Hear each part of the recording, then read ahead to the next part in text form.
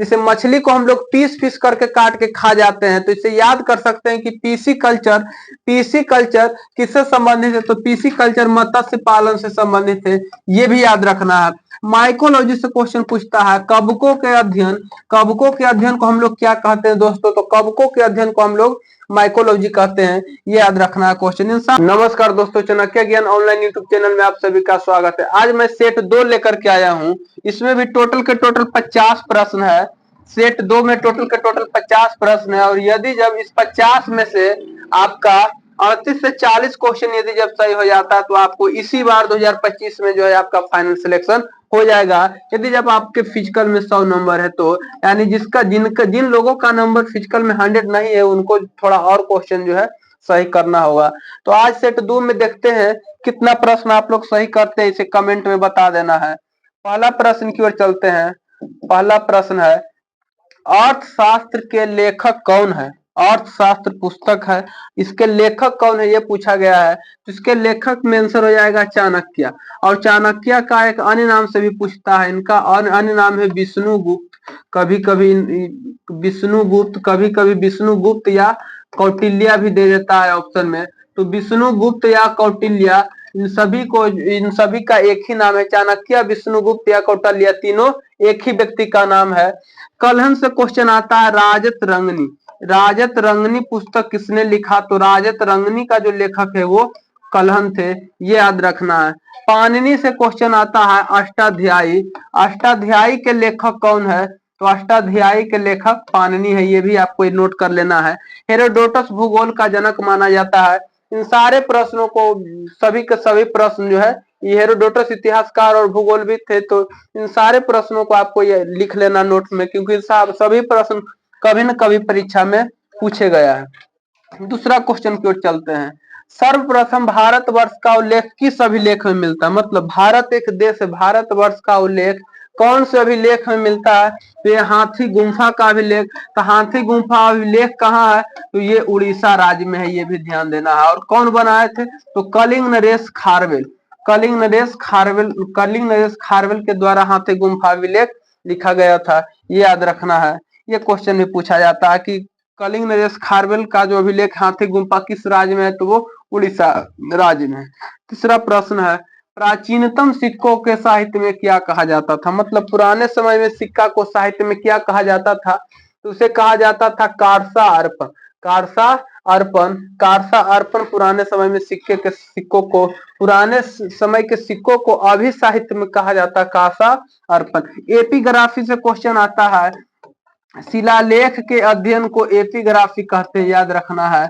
शिलालेख के अध्ययन को एपिग्राफी कहा जाता है, शिलालेख के अध्ययन को एपिग्राफी कहा जाता है। ये क्वेश्चन भी कई बार पूछा गया है। इसका कारसा अर्पण इसका करेक्ट आंसर हो जाएगा।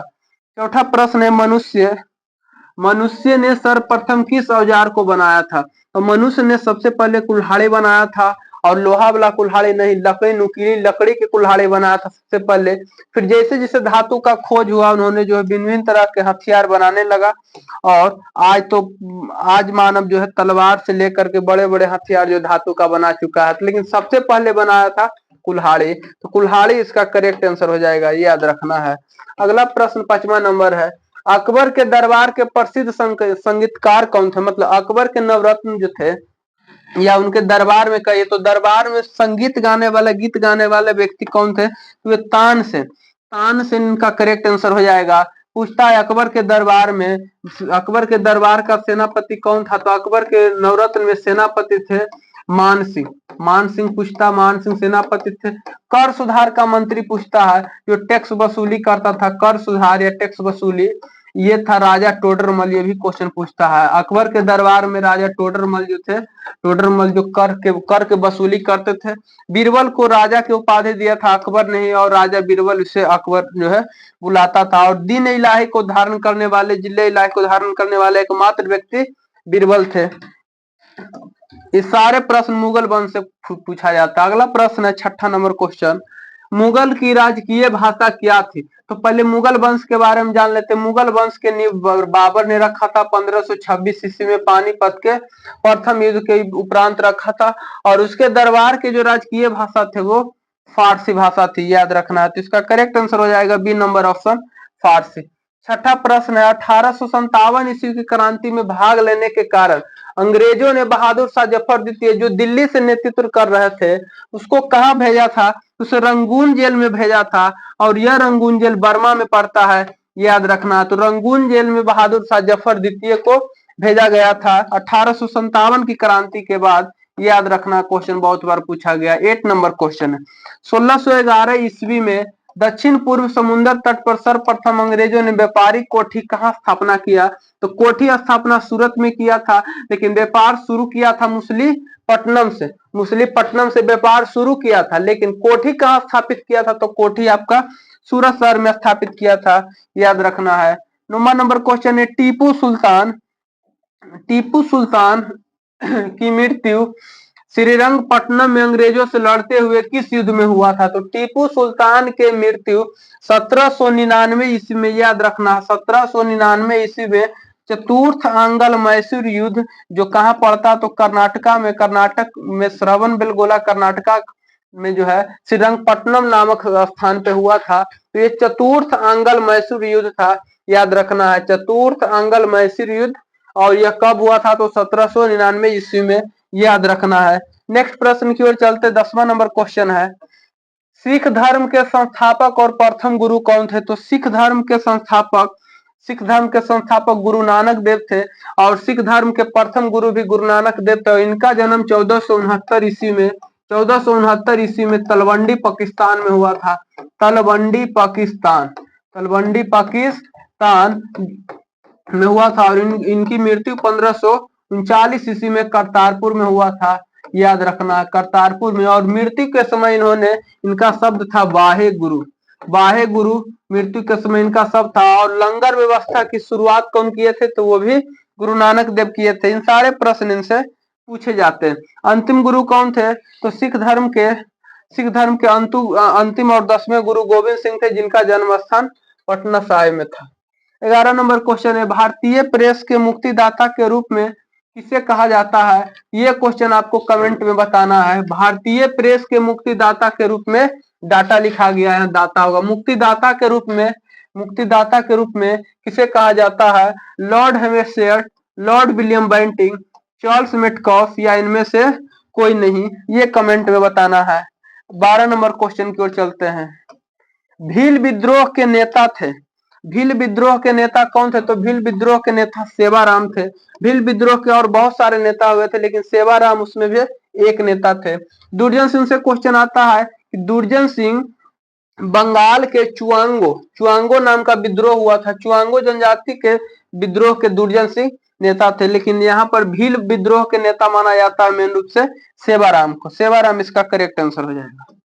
12 नंबर क्वेश्चन अमार सोनार बांग्ला गीत किस देश का राष्ट्रीय गीत है? तो अमार सोनार बांग्ला जिसे रविंद्रनाथ टैगोर ने लिखे थे, याद रखना है। कौन लिखे थे? रविंद्रनाथ टैगोर। जैसे कि यह क्वेश्चन से ही पता चल रहा है अमार सोनार बांग्ला, तो ये बांग्लादेश का राष्ट्रीय गीत था, और इसे कौन लिखे थे? रविंद्रनाथ टैगोर। और रविंद्रनाथ टैगोर का ही गीत है, गान है, जिसे हम लोग आज गाते हैं, जन गण मन। जन गण मन किसने लिखा था? तो रविंद्रनाथ टैगोर लिखे थे, ये भी याद रखना है। जन गण मन कितना सेकंड में गाया जाता है? तो ये 52 सेकंड में गाया जाता है, ये भी याद रखना। ये भी कई बार एग्जाम में पूछा गया क्वेश्चन। नेपाल की राजधानी कहाँ है? तो नेपाल की राजधानी काठमांडू है। म्यांमार का पुराना नाम बर्मा, और इसकी राजधानी नेपैताब है। ये सारे क्वेश्चन जो है एग्जाम में पूछे जाते हैं। अगला प्रश्न की ओर चलते हैं। 40 नंबर क्वेश्चन थल सेना का नेशनल डिफेंस कॉलेज कहाँ? तो थल सेना का नेशनल डिफेंस कॉलेज नई दिल्ली में है, याद रखना। क्वेश्चन थल सेना का नेशनल डिफेंस कॉलेज कहाँ है? नई दिल्ली में। भारत तिब्बत सीमा पुलिस की स्थापना कब हुई थी? मतलब भारत तिब्बत, इंडियन तिब्बत, ITBP जिसे बोला जाता है, इंडियन तिब्बत बॉर्डर पुलिस की स्थापना कब हुआ था? तो 1962 युद्ध के दौरान इसकी जो है 1962 के युद्ध में इसकी स्थापना हुआ था। 65 में पूछा जाता है BSF की स्थापना हुआ था 65 में बीएसएफ का स्थापना हुआ था।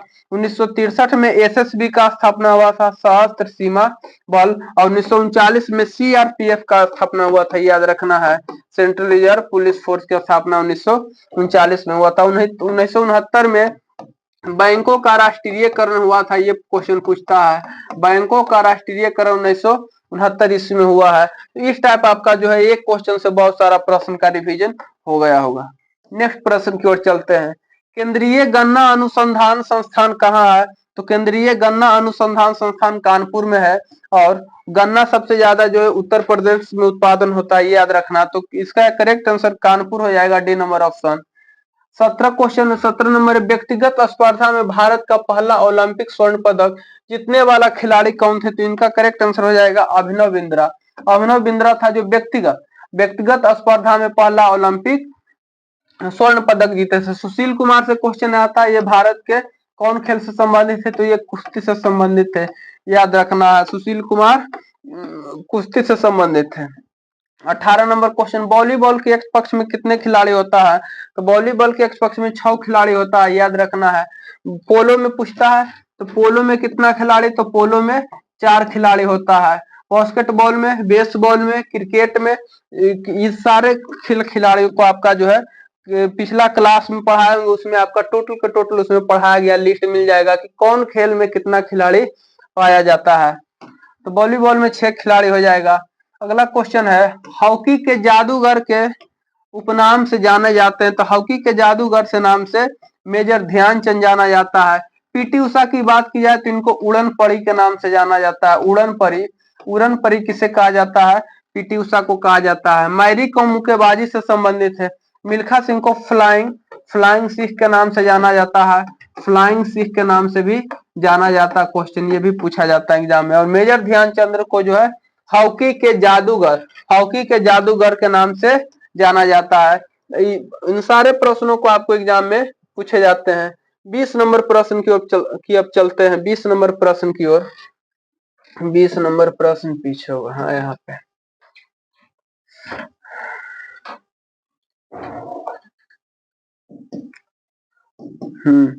क्वेश्चन है, कंप्यूटर का मस्तिष्क कहा जाता है। कंप्यूटर का मस्तिष्क किसे कहा जाता है? तो कंप्यूटर का मस्तिष्क से बात की जाए तो कंप्यूटर का मस्तिष्क सीपीयू को कहा जाता है। और उसी में जो है सेरिब्रम जो है घुसा हुआ रहता है। तो कंप्यूटर के मस्तिष्क की बात की जाए तो कंप्यूटर के मस्तिष्क सीपीयू को कहा जाता है। सीपीयू का पूरा नाम की बात की जाए तो central processes unit. Central processes unit होता है, याद रखना है। Central processes unit. रैम का फुल फॉर्म होता है रैंडम एक्सेस मेमोरी। रैम का फुल फॉर्म पूछता है रैंडम एक्सेस मेमोरी। ये टोटल के टोटल कौन इनपुट डिवाइस है, कौन आउटपुट डिवाइस है, ये सभी क्वेश्चन कभी कभी एग्जाम में देखने को मिल जाता है। अगला, धान में खैरा रोग। धान में खैरा रोग किस तत्व की कमी के कारण होता है? तो धान में खैरा नामक रोग जो है जस्ता की कमी के कारण होता है। जिंक, जस्ता को जिंक के नाम से भी जाना जाता है। मतलब धान में यदि जब जिंक की कमी होगा तो धान के जड़ों में खैरा नामक बीमारी पाया जाता है। क्वेश्चन पूछता है, रानी खेत बीमारी किसमें होता है? तो रानी खेत बीमारी मुर्गियों में पाया जाता है, याद रखना है। रानी खेत जो है मुर्गियों की प्रसिद्ध बीमारी है। यह बीमारी से संबंधित क्वेश्चन भी एग्जाम में पूछता है। 22 नंबर क्वेश्चन की ओर चलते हैं। 22 नंबर क्वेश्चन है, धूप चश्मा बनाने में किस कांच का उपयोग होता है? तो धूप चश्मा बनाने में क्रूक्स कांच का उपयोग होता है, याद रखना। धूप चश्मा बनाने में क्रूक्स कांच का उपयोग होता है। इन सभी प्रश्न एग्जाम में पूछे जाते हैं। धूप चश्मा बनाने में कौन लेंस का कैसा कांच का प्रयोग होता है? तो क्रूक्स कांच का प्रयोग होता है। 23 नंबर क्वेश्चन है, आरडीएक्स का सबसे पहला उपयोग किस युद्ध में हुआ था? तो आरडीएक्स का सबसे पहला उपयोग जो घातक हथियार होता है विध्वंसक, वो इंग्लैंड फ्रांस युद्ध में हुआ था। और इसका प्रयोग इंग्लैंड किया था। इंग्लैंड फ्रांस युद्ध में हुआ था और इसका प्रयोग कौन किया था? तो इंग्लैंड किया था। ये क्वेश्चन याद रखना है। आरडीएक्स का फुल फॉर्म में सर्च करके लिख लेना, ये भी क्वेश्चन एग्जाम में पूछा जाता है। आरडीएक्स बहुत घातक हथियार है। अगला, लोहे और इस्पात को जंग से बचाने के लिए किस धातु का लेप लगाया जाता है? तो लोहे और इस्पात पर जंग लगाने के लिए जस्ता यानी जिंक का लेप लगाया जाता है, जिसे गैल्वेनीकरण के नाम से भी जाना जाता है। गैल्वेनीकरण यानी सफेद कलर का जो लगा दिया जाता है बोल्ट या कोई लोहा पे, तो उसी को बोलते हैं गैल्वेनीकरण, और उससे जो है जंग जो है देर से लगता है। सोडियम से क्वेश्चन आता है, सोडियम का संकेत क्या होता है? Na, परमाणु संख्या 11। तांबा का संकेत Cu29 होता है, और सीसा का की Pb होता है, इसे लेड के नाम से भी जाना जाता है। ये क्वेश्चन याद रखना है। 25 नंबर क्वेश्चन है, सीक्रेट लाइटर, यहाँ सीक्रेट लिखा गया, सीक्रेट लाइटर में किसका प्रयोग होता है? तो ब्यूटेन का प्रयोग होता है, याद रखना। सीक्रेट लाइटर में ब्यूटेन का प्रयोग होता है, ये क्वेश्चन में पूछता है। अगला प्रश्न है, सेफ्टी लैंप का आविष्कारक किसने किया? तो सेफ्टी लैंप जो बड़े बड़े खद्यानों में, कोयला खास करके खद्यान में सब उपयोग होता है, उसके आविष्कार हम्फ्री डेवी किए थे, याद रखना। सेफ्टी लैंप्स का आविष्कार हम्फ्री डेवी किए थे। जेम्स वाट जो है भाप इंजन के खोज किया था, भाप इंजन के खोज किसने किया था? तो जेम्स वाट किया था।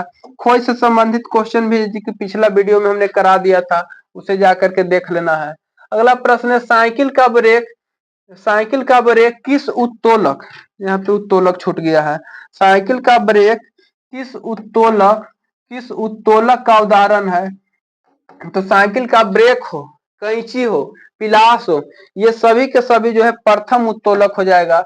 इसका प्रथम उत्तोलक जो है करेक्ट आंसर हो जाएगा, प्रथम उत्तोलक जो है करेक्ट आंसर हो जाएगा। अगला प्रश्न की ओर चलते हैं, गतिज ऊर्जा बराबर होता है, साइंस का क्वेश्चन आ गया, गतिज ऊर्जा बराबर होता है, इसे काइनेटिक एनर्जी बोला जाता है, हाफ एम वी स्क्वायर, याद रखना है, हाफ एम वी स्क्वायर। तो m v square, A number इसका जो है करेक्ट आंसर हो जाएगा, ए नंबर इसका करेक्ट आंसर हो जाएगा। अब स्थितिज ऊर्जा यदि जब पूछ देगा, तो स्थितिज ऊर्जा का फॉर्मूला होता है mgh, ये क्वेश्चन याद रखना। गतिज ऊर्जा रहेगा तो हाफ एम वी स्क्वायर, और स्थितिज ऊर्जा रहेगा तो mgh, जहां ये मास होता है, जी गुरुत्वीय त्वरण होता है। 20 नंबर क्वेश्चन है, 29 नंबर है, अदिश राशि निम्नलिखित में कौन नहीं है? तो विद्युत धारा एक अदिश राशि है, इसका मात्रक एम्पियर होता है।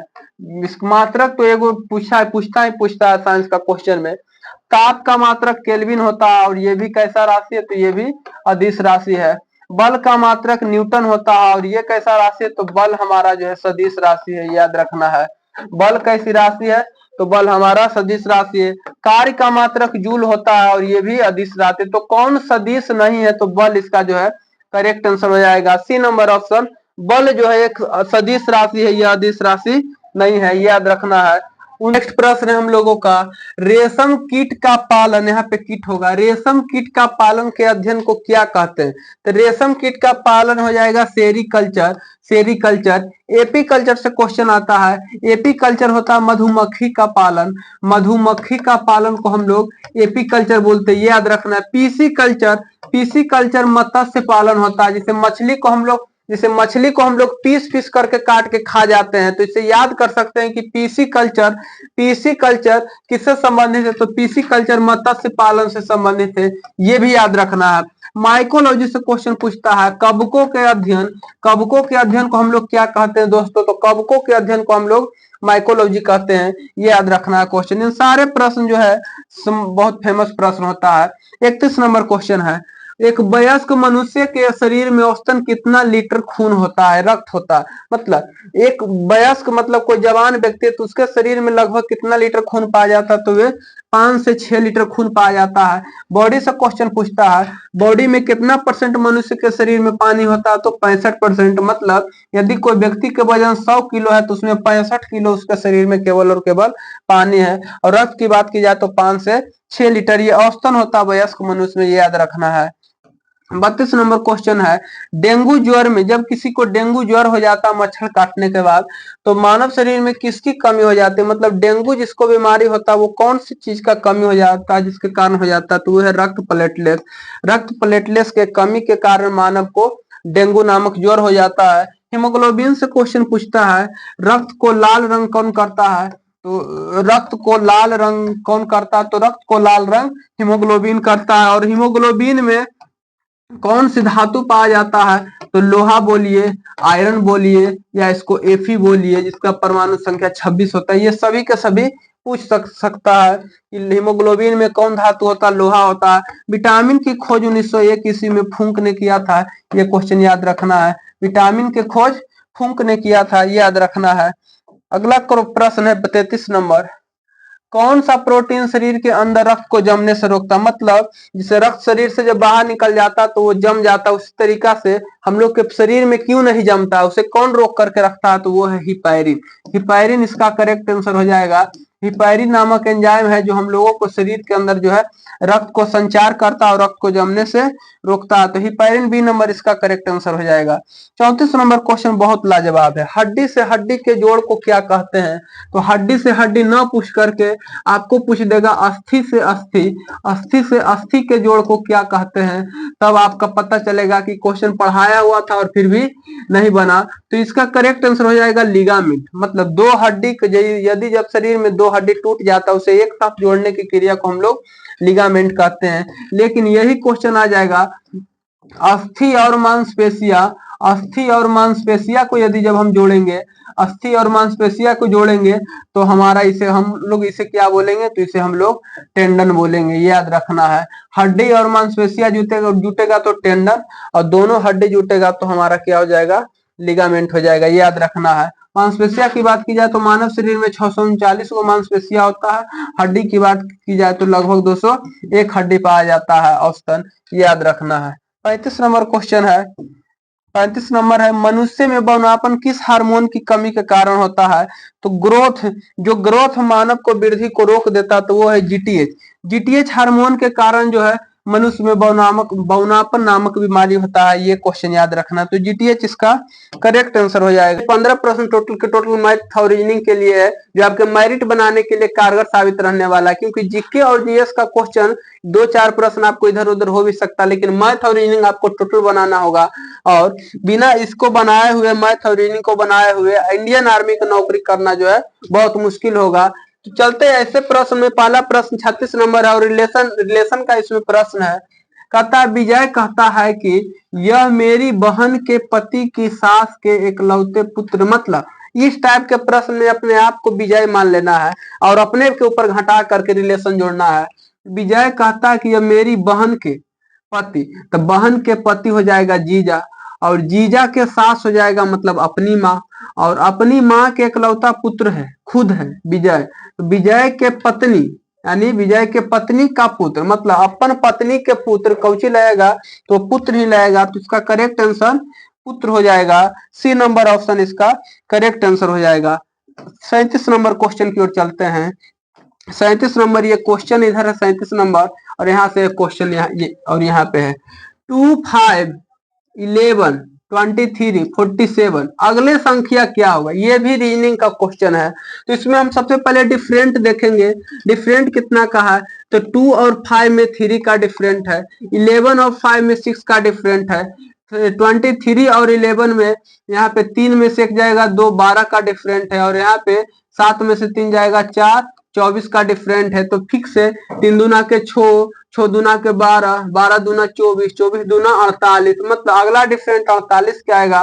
तो यदि जब इसमें हम 48 जोड़ देते तो हमारा एकदम में करेक्ट आंसर आ जाएगा, यानी 95 इसका जो है डी नंबर ऑप्शन जो है करेक्ट आंसर हो जाएगा, ये नोट कर लेना है। नेक्स्ट प्रश्न की ओर चलते हैं। 38 नंबर प्रश्न, A Z B Y C X, ये भी रीजनिंग का प्रश्न है। कितना का ध्यान से देखा जाए तो सब एक दूसरे का अपोजिट है, ए जेड, लेकिन अपोजिट है तो अपोजिट का मतलब ये भी नहीं देखना केवल अपोजिट कर देना है, इसका क्रम भी देखना, ए बी सी डी, तो अगला संख्या ई होगा, और ई किसके अपोजिट होता है, तो ई होता है बी के अपोजिट, तो ए नंबर इसका जो है करेक्ट आंसर हो जाएगा, याद रखना है, ए नंबर इसका करेक्ट आंसर हो जाएगा। 39 नंबर क्वेश्चन में चलते हैं। 39 नंबर प्रश्न है, निम्न में से कौन विषम है, विषम है मतलब विषम का मतलब और होता है, इसमें से अलग कौन है, तो शुक्र भी हमारा ग्रह है, मंगल भी हमारा ग्रह लाल ग्रह, बुध भी हमारा ग्रह, शुक्र को चमकीला ग्रह कहा जाता है, याद रखना है। पिछला सेट में हमने गलती से बता दिया था और बुध बता दिया था, लेकिन शुक्र को भोर का तारा या शाम का तारा और इसे ही चमकीला ग्रह कहा जाता है। चंद्र हमारा उपग्रह है, चंद्र हमारा कोई ग्रह वगैरह नहीं है, तो इसका करेक्ट आंसर हो जाएगा चंद्र, बी नंबर इसका जो है करेक्ट आंसर हो जाएगा, याद रखना है, बी नंबर इसका करेक्ट आंसर हो जाएगा। नेक्स्ट प्रश्न की ओर चलते हैं। अगला क्वेश्चन है 40 नंबर, 14 के प्रथम 8 गुणजों का औसत क्या होगा, तो औसत का फॉर्मूला पहले जान लीजिए, टोटल संख्या का योग बटे नंबर ऑफ संख्या होता है। तो 14 के 8 गुना हम पहले करेंगे। 14 का 14, 14 28, 14 42, 14 चौ 56, 14 25 70, 14 84, 54 98, 14 80 बलोतल से टोटल कितना मेंबर हुआ? 8 हुआ। 8 हुआ टोटल। तो इसको जोड़ेंगे नहीं, इसको हम कॉमन ले लेंगे तो 1 + 2 + डॉट डॉट डॉट डॉट 8 हो जाएगा। और यहाँ तक हम लोग जोड़ देंगे और इसे 8 से डिवाइड कर देंगे। तो 1 से 8 तक संख्या का जोड़ कितना होगा? 1 2 3 4 5 6 7 8, 8 7 15, 15 5 20, 6 26, 26 4 30, 5 35 और 1 36 हो जाएगा। तो 14 गुना 36/8 काटला के 4 दूना 8, 18 दूना 36, 9 दूना 18, 2 दूना 4, 2 सत्ते 14, 9 सत्ते 63 इसका जो है करेक्ट आंसर हो जाएगा। आप अपनी मर्जी से जिस हिसाब से आप इसे टोटल संख्या को जोड़ सकते हैं। और टोटल नंबर ऑफ संख्या कितना है? तो टोटल 8 है और 8 से इसे डिवाइड कर देंगे तो 63 इसका करेक्ट आंसर आएगा। 41 नंबर क्वेश्चन की ओर चलते हैं। 12 एल के 20% मतलब 12 लीटर के 20% घोल में कितने लीटर एसिड होगा? तो 12 लीटर के 20% घोल में कितने लीटर? 12 लीटर के 20% पहले निकालेंगे। तो 12 का 20% कितना हो जाएगा दोस्तों? 2500, 5 से डिवाइड करेंगे, 5 दूना के 10 हो जाएगा, यहाँ पे 5 चौके 20, 2.4 लीटर इसका जो है करेक्ट आंसर हो जाएगा। ये याद रखना, डी नंबर इसका करेक्ट आंसर हो जाएगा। 42 नंबर क्वेश्चन है। यदि 3 मेज और 2 कुर्सियां, 3 मेज और 2 कुर्सियों का मूल्य 215 रुपया है। तो ऐसा क्वेश्चन में 10th बेसिस पे क्वेश्चन है। मेज को x मान लेंगे और कुर्सिया को y मान लेंगे और इसका मूल्य 215 रुपया है। समीकरण 1 हो जाएगा। और अगला बोला 2 मेज और 3 कुर्सियां का मूल्य 500 है। 2 मेज और 3 कुर्सियां का मूल्य जो है 500 रुपया है। तो 5 मेज और 5 कुर्सियां कह रहा है। तो 5 मेज और मतलब 5x + 5y का मान आपसे पूछ रहा है। x y का मान इस दोनों समीकरण के सहायता से निकाल करके, x y का मान दोनों समीकरण से निकाल करके और इसमें और जाकर के पुट कर देंगे तो हमारा जो है इसमें फाइनल आंसर आ जाएगा। और ये काम आपको खुद से करना है। 43 नंबर प्रश्न की ओर चलते हैं। 43 नंबर क्वेश्चन है। यदि x/4 = 3 है तो मान निकाले। मतलब x/4 = 3 तो x का मान तो 4 तिया 12 इसका करेक्ट आंसर हो जाएगा। कुछ कुछ ऐसा प्रश्न भी आपको देखने को मिलेगा जिसके लिए आपको कलम चलाने की जरूरत नहीं होगा। 44 नंबर क्वेश्चन की ओर चलते हैं। यदि एक गोले की त्रिज्या को 50% बढ़ा दिया जाए तो उसके क्षेत्रफल में कितना प्रतिशत की वृद्धि होगा? इसका बनाने का 2 फॉर्मेट होता है। एक तो हुआ आप शॉर्ट मेथड से बना सकते हैं, ये भी फार्मूला से, और दूसरा हुआ कि लॉन्ग मेथड से आप बना सकते हैं। आप लॉन्ग मेथड बताते हैं जिससे आपको जो है कभी भी यह मेथड जो है काम दे देगा। तो सबसे पहले गोला का फार्मूला पढ़ लेते हैं। गोला का फार्मूला होता है गोला का क्षेत्रफल 4πr² होता है, जहां r त्रिज्या होता है। तो गोला का क्षेत्रफल क्या होता है? 4πr²। बोलता है कि त्रिज्या को 50% बढ़ा दिया जाता है। मतलब पहले एक आर था, अब आर का आधा आर और बढ़ा दिया जाता है। तो एक आर था पहले से और आधा आर और बढ़ा दिया तो लघुत्तम लेंगे हम। तो 2r + r मतलब 3r/2। हमारे पास कुल त्रिज्या कितना हो गया? 3r/2 इसका स्क्वायर करेंगे तब हमारा a2 बराबर हो जाएगा, ये हुआ a1, a2 बराबर हो जाएगा 4π9r² के स्क्वायर 4। यहाँ काटना नहीं है, यहाँ पे ये ध्यान देना कि 4πr² ये जाना पहचाना है और इसका मान होता है a, इसका मान होता है a, अर्थात a गुना 9/4 हम यहाँ डायरेक्ट लिख सकते हैं। अब इसको हम लोग परसेंटेज में चेंज कर लेंगे। a गुना 9/4 को हम लोग परसेंटेज में चेंज करेंगे तो 4 से 25, 25 नामा 225, तो कितना पहले था 100%, तब बढ़ करके कितना हो गया? 125% बढ़ गया। तो हमारा वृद्धि हो जाएगा 125, इसका करेंट हो जाएगा। करेक्ट आंसर हो जाएगा, ये याद रखना। डी नंबर इसका जो है करेक्ट आंसर हो जाएगा। 45 नंबर क्वेश्चन की ओर चलते हैं। 10 सेंटीमीटर त्रिज्या के एक वृत्त के अधिकतम जीवा की लंबाई क्या होगा? तो वृत्त से संबंधित क्वेश्चन पूछता है। वृत्त के केंद्र से होकर के जो जीवा गुजरता है उसी जीवा को हम लोग अधिकतम जीवा बोलते हैं, और इसी को हम लोग व्यास भी जानते हैं, याद रखना है। इसी को हम लोग व्यास भी बोलते हैं और डायमीटर भी बोलते हैं, याद रखना है। तो इसका जो है कहता है कि 10 सेंटीमीटर त्रिज्या के वृत्त के अधिकतम जीवा की लंबाई क्या होगा? तो अधिकतम जीवा की लंबाई जो है 10 गुना 20 हो जाएगा, अर्थात 20 सेंटीमीटर इसका करेक्ट आंसर हो जाएगा, क्योंकि व्यास बराबर फार्मूला होता है 2 गुना त्रिज्या। अधिकतम जीवा इसे बोलिए या व्यास बोलिए, इसका फार्मूला होता है 2r, अर्थात हम 2 से इसको गुना कर देंगे तो 10 गुना 20 इसका करेक्ट आंसर हो जाएगा। 46 नंबर क्वेश्चन है। वर्ग का विकर्ण, वर्ग के विकर्ण होता है तो अंडर रूट 2 गुने भुजा की लंबाई होगा, तो अंडर रूट 2 इसका करेक्ट आंसर हो जाएगा। ए नंबर ऑप्शन इसका करेक्ट आंसर हो जाएगा। 47 नंबर क्वेश्चन है। यदि किसी वस्तु का क्रयमूल्य और विक्रयमूल्य का अनुपात 4:5 है तो लाभ क्या होगा? तो लाभ पूछ लिया तो दोनों का अंतर कितना का है? तो 1 का है। हमेशा जो है क्रयमूल्य पे निकलता है लाभ परसेंट, गुना में 100 कर देंगे तो इसका करेक्ट आंसर हो जाएगा 25% इसका जो है राइट आंसर हो जाएगा। एक व्यक्ति अपने घड़ी को 1140 रुपया में बेचता है तो 5% की हानि होती है। वो उस घड़ी को किस मूल्य में बेचे कि 5% का लाभ हो जाए? मतलब जितना परसेंट के हानि होगी उतना परसेंट का लाभ। पहले हमारा उद्देश्य रहेगा 100% का माल निकालने का। 5% की हानि हो रहा है, मतलब ये जो वैल्यू दिया हुआ है वो 95% का दिया हुआ। 95% का मान 1140 रुपया है, तब 1% हम निकालेंगे। 1% का मान कितना होगा? 1140 बटे 95, 95 19 छक 14 से मतलब 60 बटे 5, अर्थात 12% आ गया। 1% का मान दोस्तों आ गया 12%, तो इसीलिए 12 रुपए, 1% का मान 12, इसीलिए 100% एक नहीं 100 नहीं 5% का लाभ हो रहा है।